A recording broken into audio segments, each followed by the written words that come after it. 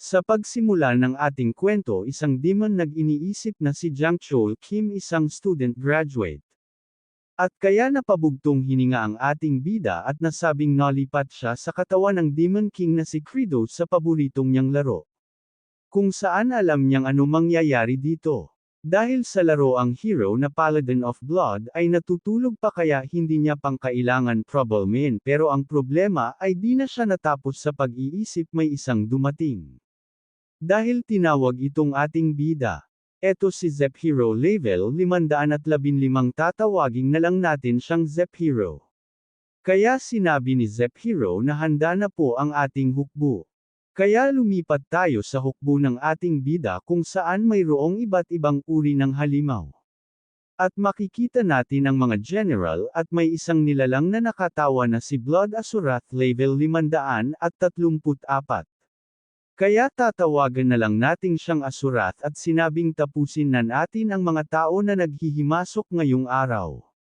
Sa kabila naman makikita natin ang Ice Queen, tatawagan nating Surge level 531 at sinabi Terebilasan.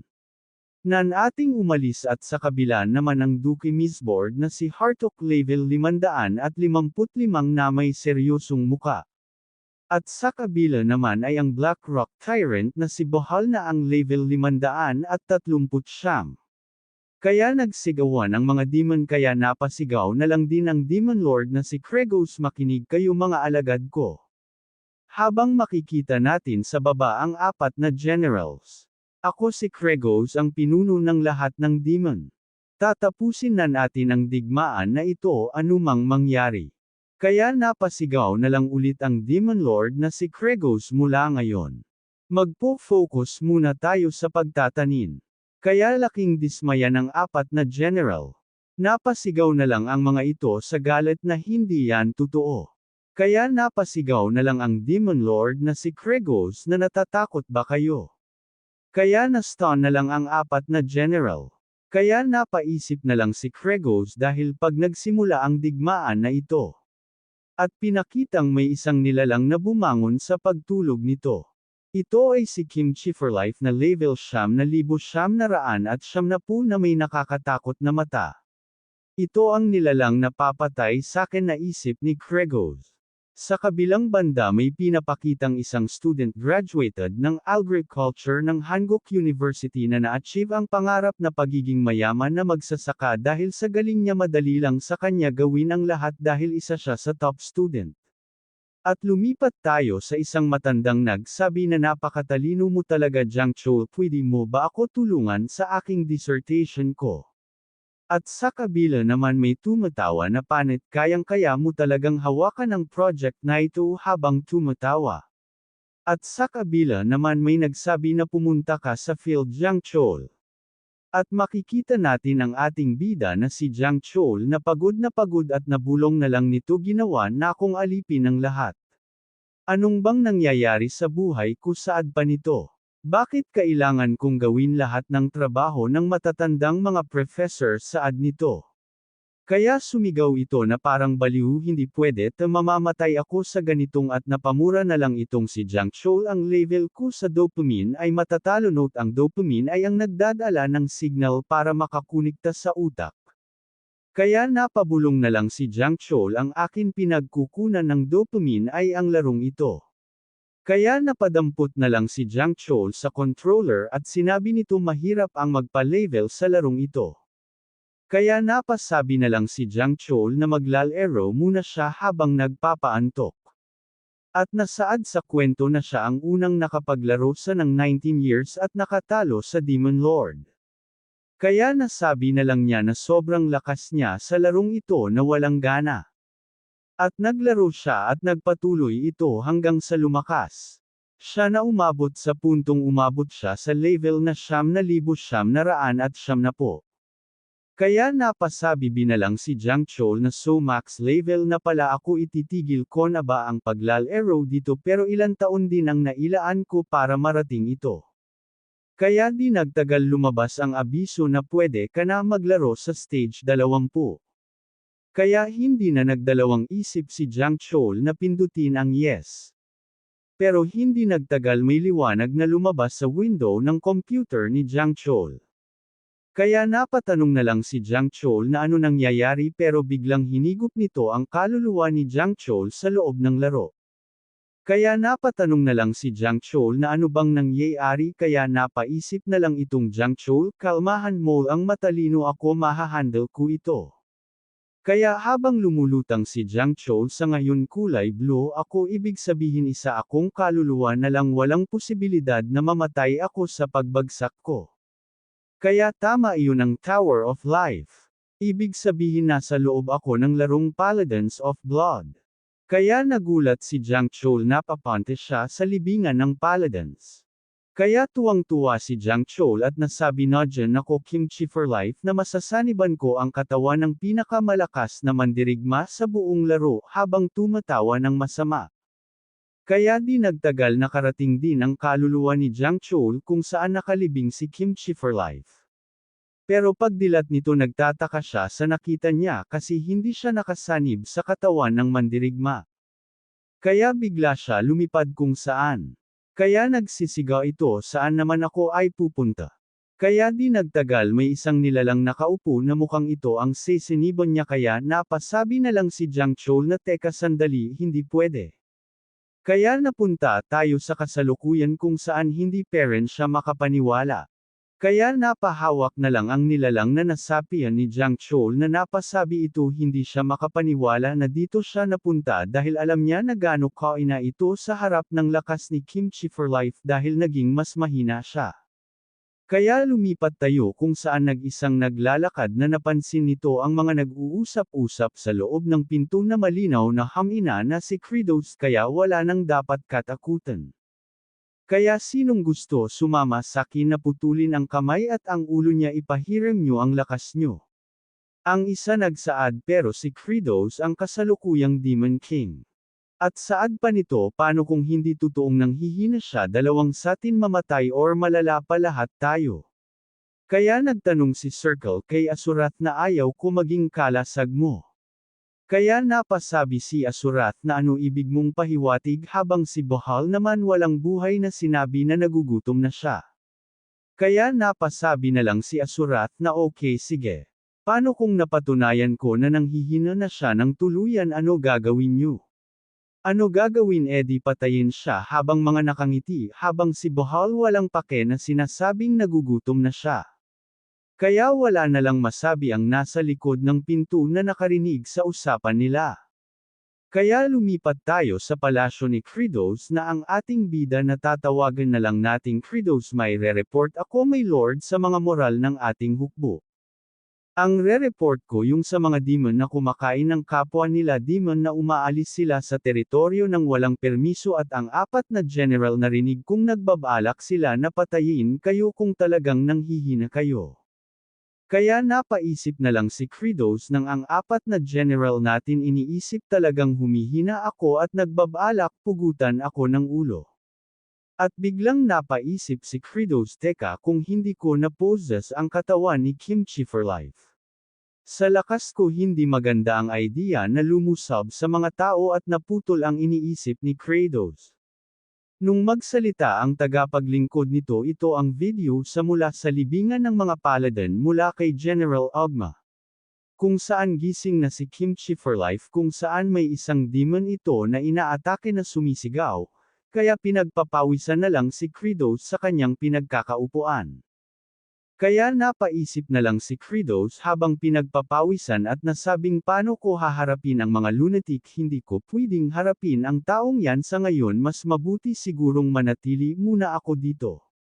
Kaya napaisip na lang si Kratos pag nalaman na hamina ako dalawa lang ang pagpipilian ko ang sumuko sa apat na general or harapin si Kimchi for life para makita ng mata ko na maglaho sa mundo ng mga tao.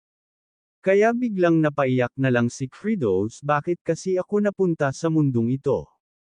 Kaya biglang tumayo si Kratos isa lang ang option ang meresolba ang kawalan ng pagkain. Kaya napatanong na lang ang tauhan ni Kratos kung saan siya pupunta.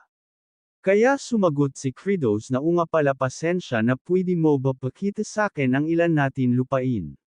Nagkataka ang tauhan nito na anong pasensya. At binagat ni Kratos na sorry. Kaya nagsalita itong tauhan na may Lord medyo hindi kagalang-galang sa Demon Lord ang pag-reply sa pasensya. Kaya sa susunod wag niyo na po banggitin yung salitang iyon.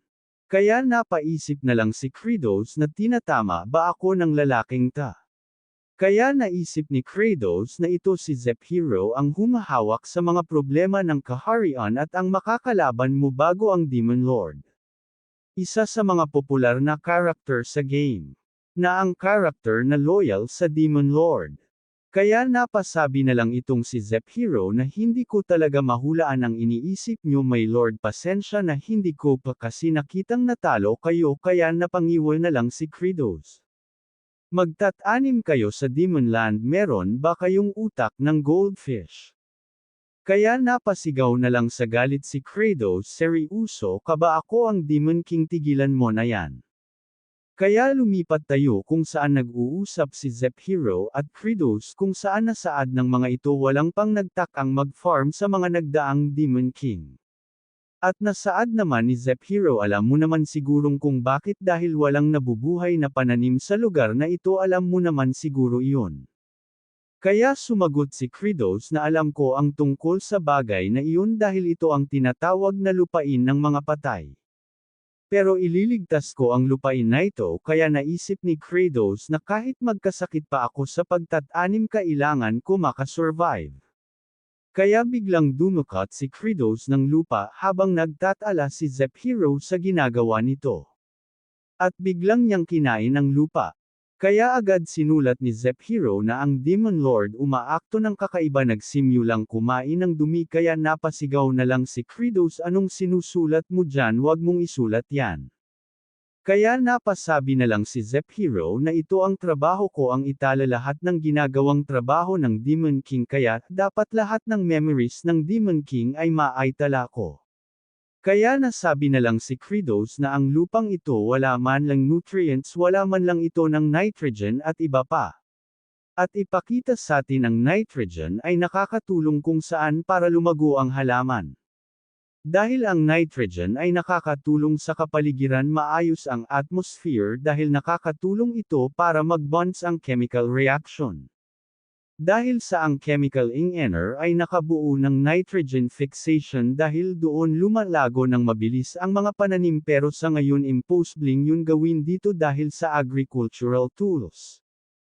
Ibig sabihin kailangan ko makalikha ng natural nitrogen fixation mechanism. Ang kailangan ko kitlat na pamamagitan nun makakabuo ako ng nitrogen papunta nitrous acid. Sa pagitan ng paghalo sa ulan maabsorb iyon ng lupa. Naalala ni Kratos na may teknik si Kratos. Kaya sinugitan ni Kratos ang sarili niya at gumawa ito ng atake na tinatawag na Bloody Strike. Dahil ang lightning at pagsabog ay makakagawa ng magandang moisture ng lupa. Kaya pinalayo niya si Zep-Hero sa likod niya. At ginawa niya ang move na Bloody Strike. Pero di niya alam masakit pala nung lumabas na yung dugo niya sa kamay. Bigla na lang napalingon si Kratos sa likod niya at nagulat dahil nadoon sa likod niya yung apat na general na tinitignan kung nanghihina na siya habang bumubulong na mahina ka na. Kaya napasigaw na lang si Kratos. Kaya napasabi na lang din si Zep-Hero na 100% na mahina ka na kaya napaisip na lang si Kratos na so balak talaga akong ay-asasin ng mga yun. Pero tignan natin. Kaya ginawa niya ang Bloody Strike. Pero walang nangyari. At napasigaw pa si Kratos sa sakit. Kaya di nagtagal magmanga lumapit sa kanya na tinatawag siyang Lord Kratos. Ayun pala ang apat na general at saad pa ni Sartok na wala ka ng kwenta. Kaya nagulat na lang si Kratos. Pagpapatuloy ng ating chapter 2 sa pagsisimula ng ating kwento. Makikita natin ang apat na general na lumapit sa ating bida na may masayang balak na gawin dito. At nasalita si Asurath na siguro naman alam mo ang rules ng Demon Kingdom para mapasunod sa iyo lahat ng demon yun ang dapat ikaw ang pinakamalakas saad ni Asurath. Kaya kabang-kaba ang ating bida na si Kregos at inisip nito nakakatakot ang presensya nila at ang lalakas sumat-alang ako hindi ko alam paano paganahin ang skill ko mukhang mamatay na ata ako. Kaya napaisip na lang itong si Asurat na mukhang na-intimidate ka na mukhang hindi na niya mapigilan lumaban masyado siyang naglabas ng sobrang mahika. Pero napangiti na lang itong si Asurat sa akala niya. At nasabing pero hindi mo kayang tapatan kaming apat sa pagyayabang nito pero hindi niya alam na nagtago na ang tatlong general na kasama nito. Kaya napalingon na lang si Asurat dahil wala na sa tabi nito yung tatlong general na nagtatago sa likod ng puno. Kaya napatanong na lang itong si Asurat na ano bang ginagawa nyo dyan? Kaya napasabi na lang ang tatlo na papanoodin ka namin pagkatapos nun sabay kami mag-decision kung tutulong ba kami sa laban or hindi. Kaya pinagpawisan malala itong si Asurat at sinabihan ang tatlo na jerk. Kaya napasabi na lang ang tatlo sa mga demon tayo ano pa aasahan mo. Kaya agad na lang binordcast ni Zephiro ang magaganap na laban sa buong Demon Kingdom kaya nagulat ang dalawa at nagsalita pa itong si Asurat na sandali lanang habang itong bida ang bilis mon amon maka-action. Kaya napaisip na lang si Asurat na hindi kailangan matakot dahil masyado na siyang mahina. Kaya tarantang-taranta itong ating bida sa gagawin niya. Dahil nung sinubukan niya ang P-cycle na kakayanan niya malakas siya bilang Demon King pero hindi niya alam dapat gaano siya kalakas. Kaya lumusab na itong si Asurat na sumisigaw pa ngayon malalaman na ang totoo habang nagulat pa itong ating bida sa paglusob nitong si Asurat. Ayon sa laro madalas gamitin ni Asurat padiretso or pa-slishes. Hindi ko to maiiwasan asad na kinakabahan nating bida. Pero nakaiwas pa ito dahil patusok ang ginawang unang atake ni Asurat. Kaya nagulat na lang ang ating bida dahil nagawa niya pang mailagan ang atake nitong si Asurat. Kaya makikita natin na inoobserbahan niya ang gagawin atake ni Asurat dahil naunang ihakbang nito ang kaliwang paa nito pag gagamitin ang ataking patusok kaya niya nailagan. Dahil kapareho ito ng sa laro. Kaya nanggalaiti itong si Asurat dahil naiwasan ng ating bida ang atake nito. Kaya napasabi na lang ang mga general nakita mo ba ang muka ni Lord Kregos nung inilagan niya yung atake ni Asurat kaya nagsaad din ang Ice Queen General na paano niya nakita ang ataking iyon. Kaya makikita natin na muling naiwasan na naman ng ating bida ang atake ni Asurat. Kaya napasabi na lang si Kregos na ano bang ginagawa nun. Dahil lahat ng galaw at pag-atake niya kapero lanang sa laro. Dahil yung unang nakaharap ko siya sa laro. Gumagamit siya ng peking pag-atake. Dahil sa una, panggala pangatlo at pang-sampo paghaharap naman. At sa pang-128 na beses ko siyang nakaharap sa wakas nakabisado ko na lahat ng pattern ng atake niya. Kaya sa madaling salita, walang makaktapat sakin sa lupain na ito sabay ng paghalakhak na parang totoong Demon Lord. Kaya nayanid ang tatlong general sa pinagkakataguan nila dahil sa tawa ng ating bida. Dahil pinaglalaruan niya lang itong si Asurat na hindi magawang tamaan itong si Kregos. At napasabi na lang ang tatlong general na pinaglalaruan at pinagtatawanan nila lang si Asurat habang nag-enjoy ito kaya nagmamukang mahina si Asurat. Kaya napanggigil itong sa galit si Asurat dahil hindi siya makatama sa ating bida. Kaya makikita natin na iniwasan ng bida ang atake ni Asurat habang bulong sa sarili nung una nag-aalala ako paano ako makakapag-survive sa mundo ito pero ngayon may na-realize. Kung saan ang mundo ito sumusundo sa rules ng laro. Ding lumitaw ang sistema Jangchol Kim na realize mo ang basic ng mundong ito. Kaya nagulat si Kregos dahil sa lumabas ang sistema dahil nababasa niya ito sa webcomics.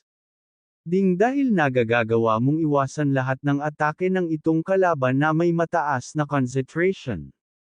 Kaya makikita natin si Asurat na umatake na nagbuong lakas niya habang lumabas naman ang system na nagsaad na magagamit may na ang buong potential ng character. Ang targeting ay nabuksan na. Kaya nagulat ni Kregos. Dahil pagtingin niya kay Asurath may kung anong targetong faction animoy na katutukok kay Asurath. Hindi kaya ibig sabihin nito ay kaya ginawa ulit ni Kregos yung atake niya na hindi gumana kanina. At pinakawalan niya ito papunta kay Asurath na nagbaba sakali na gumana. At hindi naman siya nabigo dahil may biglang lumabas na malakas no voltage ng kuryente papunta kay Asurath. Kaya gulat na gulat yung tatlong general na nagtatago dahil sa atake ni Kregos.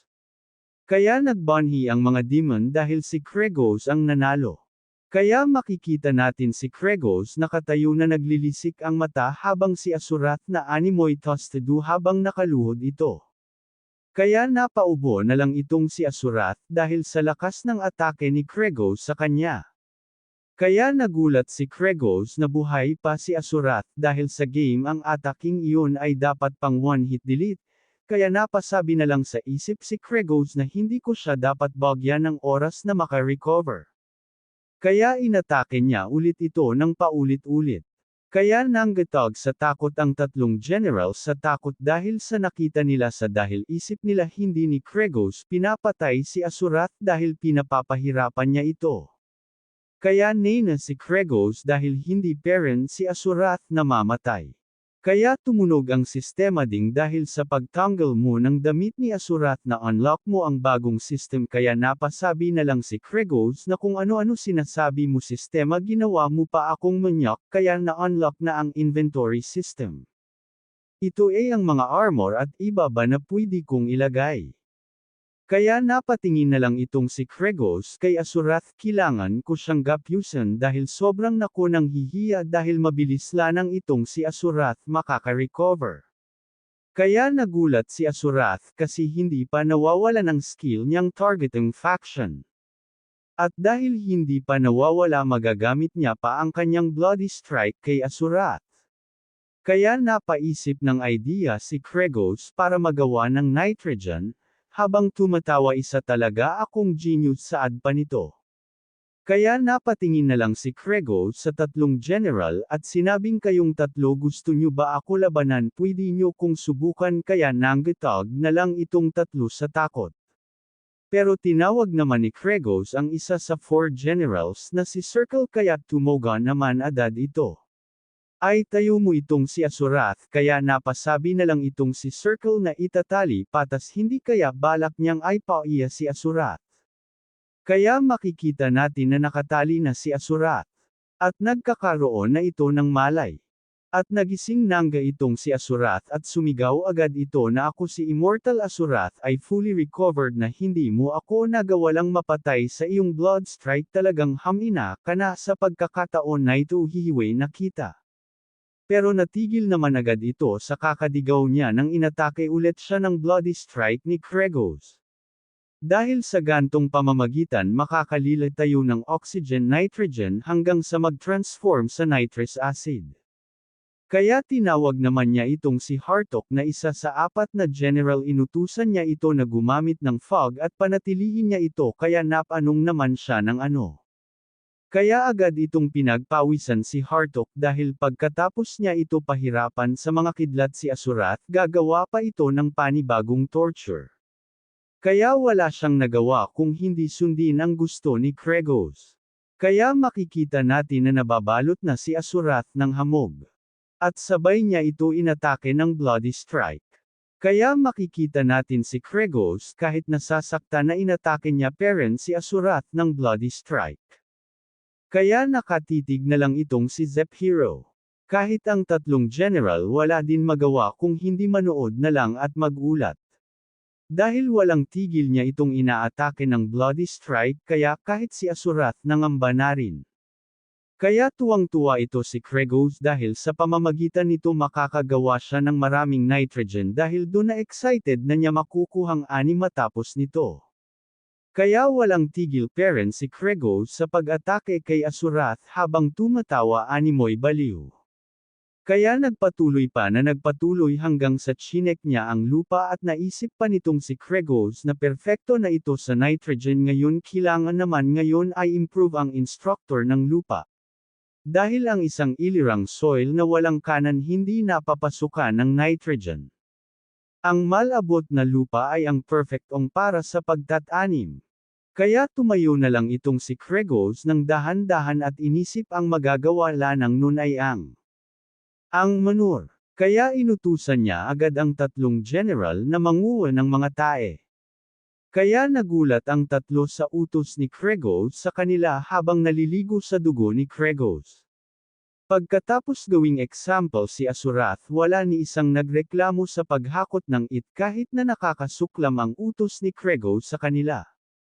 Kaya lumipat tao sa isang matahimik na kabundukan. Kung saan naglalakad si Kemchi for life. May narinig itong humihingi ng tulong. Kaya dahan-dahan ito lumapit. Kaya nung nakita niya ito humihingi ng tulong. Idol parang pamilyar sakin Tomato Lloyd Javier ikaw bayan haha, dahil inatake sila ng goblin at yung kamukha ni Javier mukhang pailay pa yung paa. Kaya tinitigan lang sila nitong si Kemchi for life. Kaya nagulat itong dalawa na makitang lumapit sa kanila si Kemchi for life. Kaya nagsalita itong si Kemchi for life huwag kayo matakot hindi ako masamang tao. Pero bigla natakot yung dalawa haha natatawa talaga ako dito naligaw sila Master Lloyd dito anong nakakatakot tulad ito sa mga horror story. Kaya nagsalita ito si Kemchi for life na nabalian ka ba ng 20 saad ni kay sa kamukha ni Javier. Kaya binuhat niya agad ito. Kaya sinabihan niya ito na sundan siya nito at sumang-ayon naman itong kamukha ni Lloyd. Kaya nagsalita itong kamukha ni Javier na ang lakas mo naman ako pala si Revenge Asrahan siya naman ang alalay ko na si Dial Frontera ha nagkapalit pa ng katayuan yung dalawa hana. Kaya tinanong niya si Kemchi for life at ikaw sino ka naman? At nagsalita naman itong si Kemchi for life na ako mula ngayon ay kailangan ko pang alamin kung sino ako kaya dito muna matatapos ang ating chapter 2 maraming salamat sa suporta sana samahan niyo ako sa kwento nito salamat mga idol. Bago magpatuloy ang ating chapter 3 sa ating kwento kung gusto mo ng ating kwento mag-subscribe ka na para masubaybayan ang kwento ng ating bida na si Kregos. Sa pagsisimula ng ating kwento matatanaw natin ang isang kaharian. Kung saan makikita natin ang tatlong general na nag-uusap-usap. Napasabi ito na paano natin makukuha yung bagay na yun at paano natin kukunin ang pinapakuhang dumi sa ating saad ni Hartok. At napasabi na lang din si Sirs na nababaliw na yung lalaking yun hindi ito makapaniwala sa gusto pagawa sa kanila ng Demon Lord na si Kregos. Kaya napasabi na lang itong si Bohal na hindi pa ako kumakain kaya wala akong madudumi kaya nagsaad siya kay Sirs na wala siyang dumi kaya napasigaw na lang itong si Serge kay Bohal na tigilan mo nga yang pagseselito tungkol sa hebot mo na pagdumi.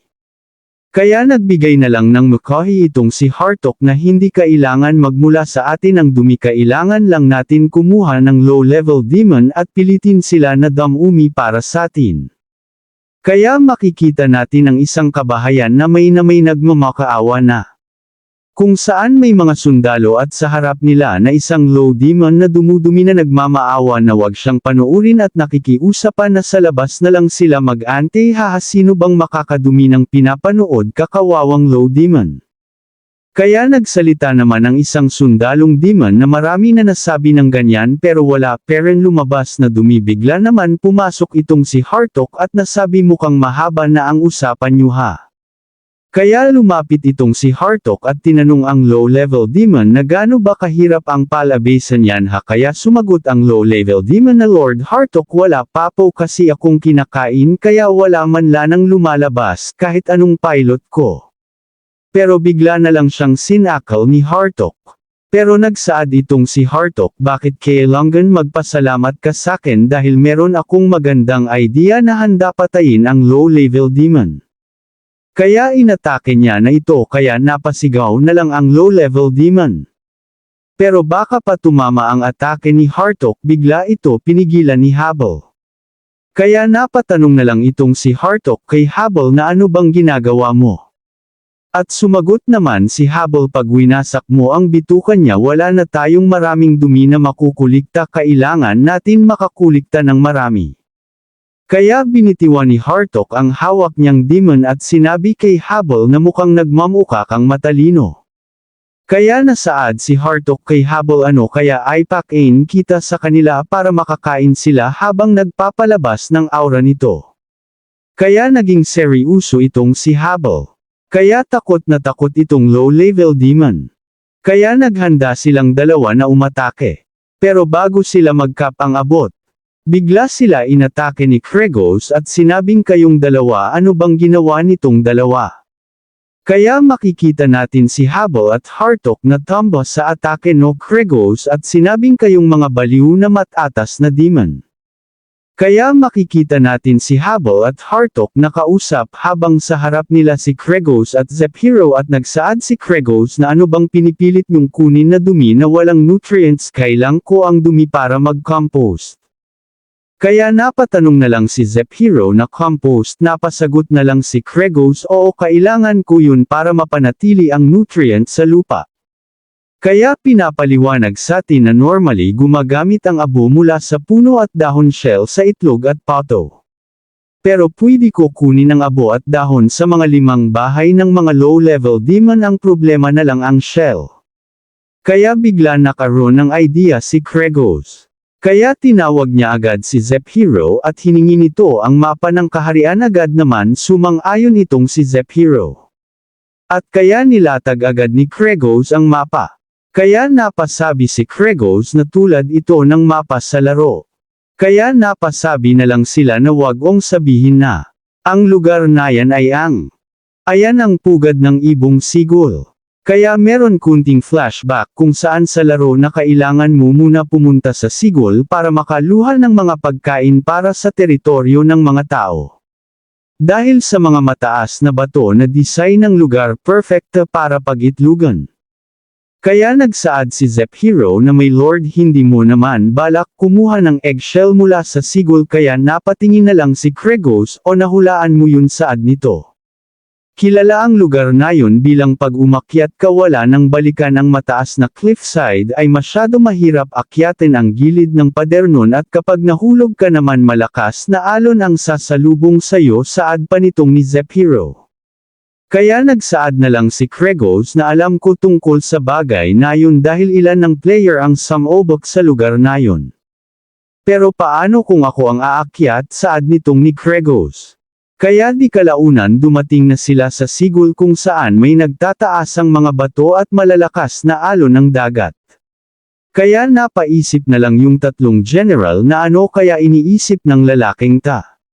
Dahil marami nang nagdaang Demon Lord na sinubukan akyatin ang lugar na ito pero ni isa walang nagtagumpay, lahat sila kinain ng alon. Kaya tinawag na lang niya ang tatlo, kayo making kayo, pagtapos ko nakuha ang eggshell sigurado din yung masasalo nyo ang eggshell. Dahil pag nagtagumpay tayo magiging patama ang lahat ng ito. Pero ito namang si Hubble iba ang pagkaintindi. Naisip nito yung mga payat na mga low-level demon. Kaya lumapit na si Jeros para maghanda na umakyat sa pugad ng mga ibon. Pagtapos ng 13 na pagsubok, akyatin ang lugar na iyan. Pero sa ika-100 beses na ulit ko at pagkamatay. Kaya tumalon na si Kregos. Kaya napatingin na lang ang tatlong general ay si Zep-Hero kay Kregos. Dahil nakita natin na nakakapit na sa pader si Kregos. Kaya makikita natin na umakyat na siya pataas. Dahil sa laro may pansamatalang glitch na nadiscover niya pamamagitan nung nagtagumpay siya akyatin ang lugar nato. Kaya makikita natin na bahagya na basag yung batong kinakapitan ni Kregos. Kaya nagulat yung apat sa baba. Dahil binuksan ni Kregos ang inventory niya bago siya malalag. At tinanggal niya lahat ng suit nito.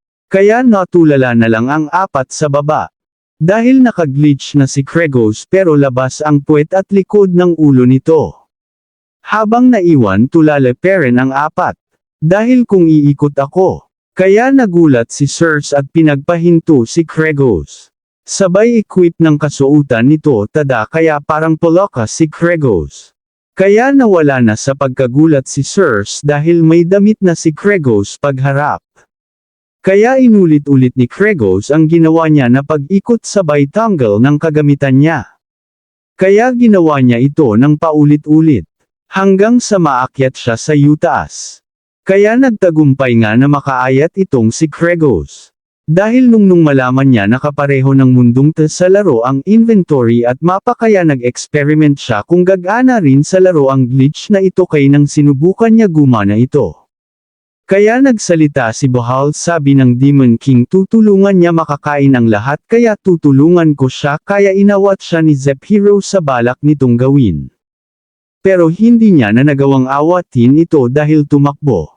Kaya napatingin na lang sa likod si Kregos sa likod nito dahil sumigaw si Zephiro. Kaya tumalon na lang itong si Bhaal habang sumisigaw na susundan ka dyan ni Bhaal Demon King. Kay napasigaw na lang itong si Kregos kay Bhaal na ano bang ginagawa mo. Pero hindi nagtagumpay si Bhaal sa pagkapit at nahulog ito. Pero bago siya tuluyan malaglag may humawak sa kamay nito. Si Kregos pala yun na nakabaon na dahil sa glitch. Kaya hirap na hirap si Kregos dahil sa bigat ni Bhaal, ramdam pa nito na parang matatagal ang kamay niya. Kaya nagulat si Kregos sa ginawa niya dahil niligtas niya si Bhaal dahil isa ito sa 4 na general na gusto siya mamatay. Kaya napatingin na lang si Kregos kay Bhaal at naisip na wala siyang reason para tulungan si Bhaal. Kaya pinagpawisan na lang itong si Kregos. Kaya throwback tayo sa nakaraan ni Jiang Chol kung saan may humihingi sa kanya ng tulong, kung saan may umiiyak dahil sa thesis nito na hindi natapos. Dahil humingi siya dito kay Jiang Chol ng favor na ipakaisap niya na tignan ang kanyang gawa. Dahil favorite naman siya ng professor, siguradong may chance na pakinggan siya nito. Ang student nato sinundan pa ko hanggang dito. Kaya naisip ni Jiang Chol, oo nga, makikinig nga sakin si professor, pero ano naman. At sinabi niya pa dito sa kausap niya na problema mo na yan. Kaya makikita natin si Jiang Chol na paalis habang naiwan na nakayuko ang kausap nito. 4 tayo sa kasalukuyan kung saan inisip ni Kregos na ano kaya kung tinulungan ko siya. Kaya makikita natin ang paghigpit sa paghawak nito sa kamay ni Bhaal. Ano kaya meho nagsikap ako? Kaya habang iniisip ni Kregos ang mga bagay na yun, pinipilit niya peren na mabuhay si Bhaal. Habang iniisip ano kay kung ginawa ko ang bagay na yun. Ano kaya kung binigay ko ang lahat? Kaya makikita natin ang amahi ng kausap ni Jiang Chol na nakangiti. Nakita ko siguro sa isang beses sa pagkakataon na nakangiti ka. Kaya napasigaw na lang ng malakas si Kregos. Kung saan buwelo niyang ay hahadjes si Bhaal pataas. Kahit na nag-crack ang mga buto nito sa kamay. Hinagis niya peren ng buong lakas si Bhaal. Kaya nagtagumpay si Kregos na ihagis si Bhaal pataas kahit sobrang bigat nito. Kaya diretso sa taas si Bhaal habang nakaakyat na rin itong si Kregos, hawak ang kamay nitong nabali. Kaya nagsalita si Bhaal, Demon Lord, niligtas mo si Bhaal kahit nasaktan ka, wala kang dahilan para iligtas si Bhaal, kaya bakit mo ko niligtas? Kaya tumayo ng dahan-dahan si Kregos. At sinabing dahil baliwa ang sakit nato para sa mga handang sumunod sa akin. Kaya napatulala na lang si Bhaal. At napaluha pa ito. Kaya makikita natin na may nanghihingi ng parawad sa aalala ni Kregos. Si Kregos pala ito na humihingi ng tawad. Napatigil na lang ito sa pag-iisip si Kregos nang tumunog yung sistema. Nagamit mo ang buong lakas ng Demon Lord. Nakamit mo ang katapatan ni Bhaal, kaya napasabi na lang si Kregos na nagrateful pala si Bhaal. Na nabuksan mo na ang reward system kung saan kung mapakain mo ang mga madirigma at mapasaya makakakuha ka ng points. Happiness point is activated. Kaya dito muna patatapos ang chapter 3 natin. Sa pagpapatuloy ng ating chapter 4, makikita natin kung saan nagtanong si Kregos kung para saan ang happy point dahil pagkaalam niya ginagamit yun para sa supermarket ng sistema. Kaya sumagot ang sistema na hindi dahil sa mundo ng laro ang gumagamit ng supermarket. Kaya nagulat si Kregos dahil sumagot ang sistema gamit ang message box. Dahil pag lahat ng iyong Demon Army ay nabusog at naging masaya makakakuha ka ng isang happy points na magagamit mo para mag-level up. Kaya pinakita ng sistema ang stat points ni Kregos kabuuan possessed sa Demon King 20%. Endurance 20% dagdag 10%, Intellect 20% dagdag 10%, Strength 20% dagdag 10%, Agility 20% dagdag 10%, Magic 20% dagdag 10%. Kaya napaisip si Krego saan niya ilalagay ang kanyang point kaya nilagay na lang nito sa stamina. Ang 50 happiness points mo ay nilagay lahat sa stamina dagdag 10 natirang happiness point ay 0. Pwede mo rin gamitin ang HP points sa pag-level up ng skill. Kaya pinakita ng sistema ang kanyang skill na Bloody Strike na level 1 at kailangan ng 250 HP para ma-level up ito kaya napasabi na lang si Krego sa ngayon hindi ko mapa-level up ang skill ko. Dahil pag nasimulan na ang pag-farming sigurado ako makakakuha ako ng happy points sa adpa nito ni Kregos. Dahil pag naging malakas lang ako makakasurvive kaya kailangan ko na magpalakas. Pero pinutol na ni Kregos sa pag-iisip na tuon ang tingin niya kay Habal. Dahil gusto mo magpasalamat sakin. At biglang ngiting demonyo ito at sinabing ang sarap sa pakiramdam. Kaya nanggatag na lang si Habal sa nakita niyang pagngiti ni Kregos kita sa mukha niya na sinasabi niya sa oras na hindi mo bayaran ang pagligtas ko sa buhay mo papatayin kita. Dahil alam kong isang cruel na Demon King si Kregos hindi niya ililigtas ang buhay ko para lang sa wala. Kaya sumigaw na lang si Kregos sa tatlo sa baba habang hawak ang eggshell. Sumigaw ito na may laman na dumi ang eggshell na kailangan maibaba kaya kailangan nyo itong masalo. Kaya nagulat yung tatlo na sa baba dahil sa gustong gawin ng kanilang Demon Lord. Kaya walang oras na inaksaya si Kregos at hinagis na niya papunta sa tatlo yung eggshell na may dumi. Kaya natulala na lang yung tatlo sa bilis ng pangyayari kaya nabuhos na lang sa kanila ang laman na dumi ng eggshell dahil hindi sila nakapag-react. Kaya humanda ulit si Kregos na maghagis pa ng isa at sinabing humanda na kayo magtanim habang nakangiti ito. Kaya makikita na nakaipon na sila ng tamang dami ng dumi at eggshell tanging kailangan na lang gawin dito ay paghaluin. Kaya inutusan niya si Sirs na durugan ang eggshell at pahaluan ito sa dumi kaya nagtaka si Sirs na kailangan ba ako ang gumawa dapat ang mga alipin ang gumawa nun. Kaya napasigaw na lang itong si Sirs dahil sa galit ako ang Ice Queen. Dahil ang mga kamay ko hindi para sa mga dumisigaw pa nito. Kaya napasabi na lang itong si Kregos ano naman gusto mo bang magpalit ng ibang trabaho. At tinuro niya si Asurat at sinabing mas madali ang tumayo na lang baka gusto mo. Kaya walang nagawa si Sirs kung di paghaluin ang dumi at eggshell gamit ang kanyang 6 na sandata. Kaya napabugtong hininga si Kregos dahil sa kaba dahil sa pabago-bago ng mood ni Sirs kaya nasabi nito sa sarili hindi ko dapat hayaan mababa ko ang aking depensa habang si Sirs umiiyak habang naghaalo. Pero ako ang Demon King Nosakan ang lakas at dinidad sa adpa nitong ni Kregos sa sarili nito. Pangalawang hakbang sa pag-farming kailangan diligan ng lupa para lumambot.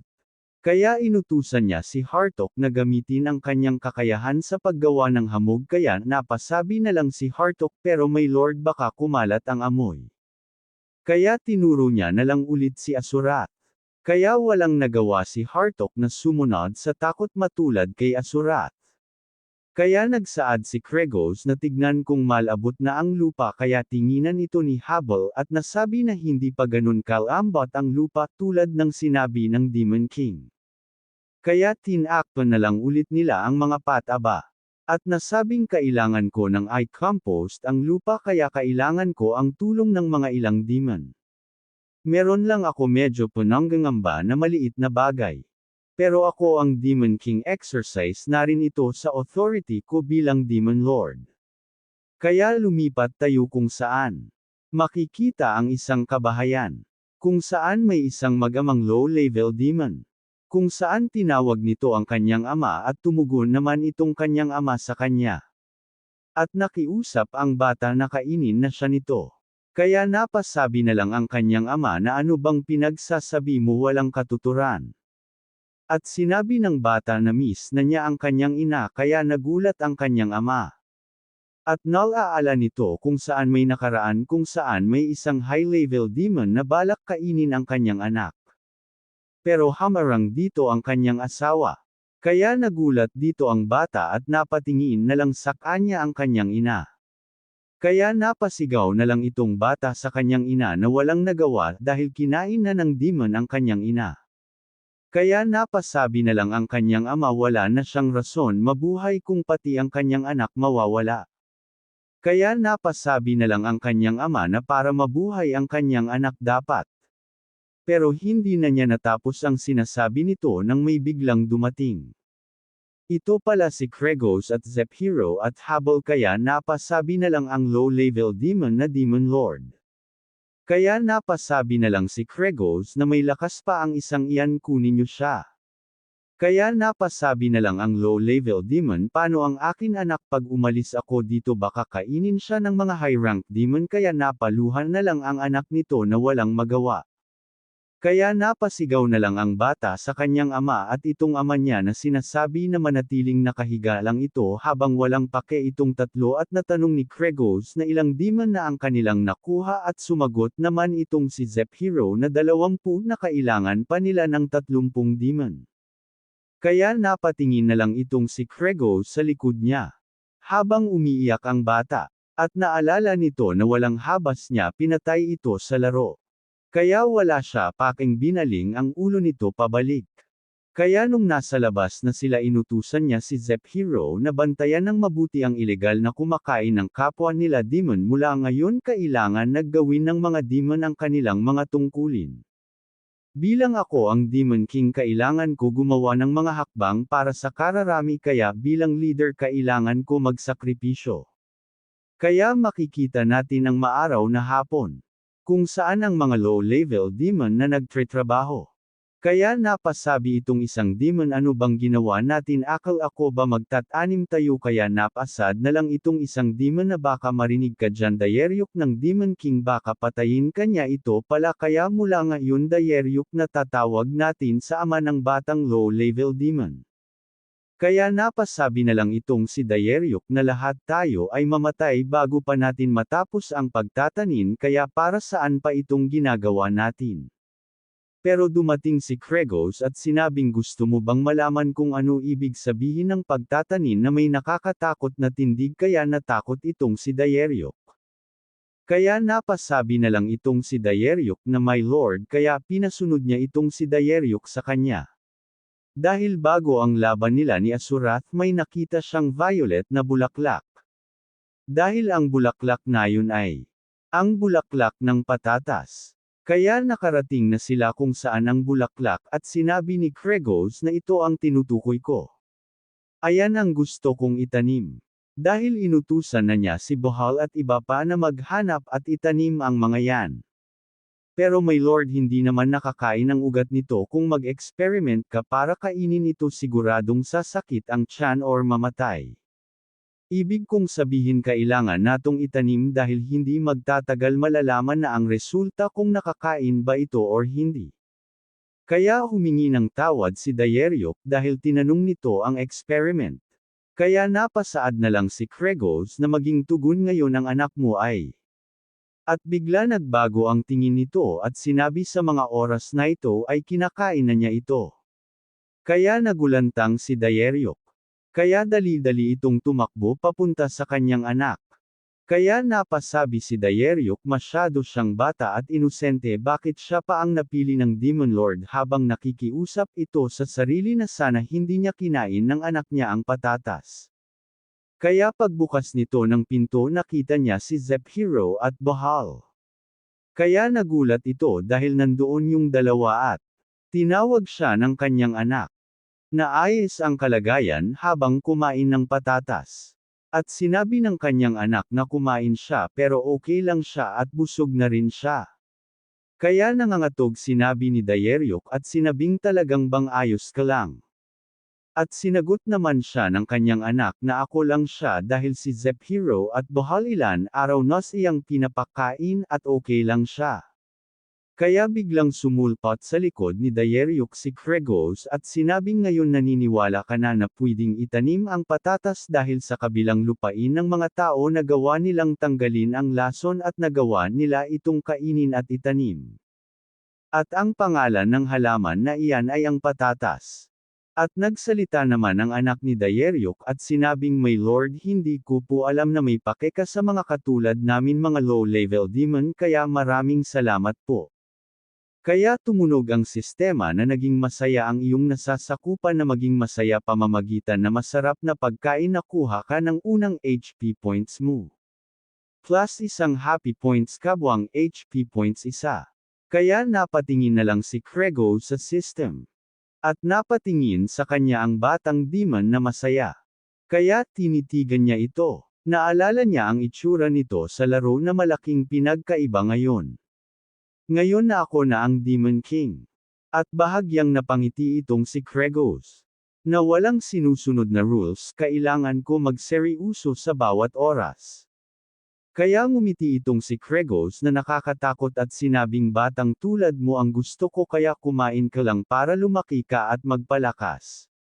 Kaya natakot ang batang demon at inisip ni Zephiro na gusto mo ang siyang patabain at sabay kakainin at si Bohal naman naisip nito na alam kong ang Demon Lord ay isang evil.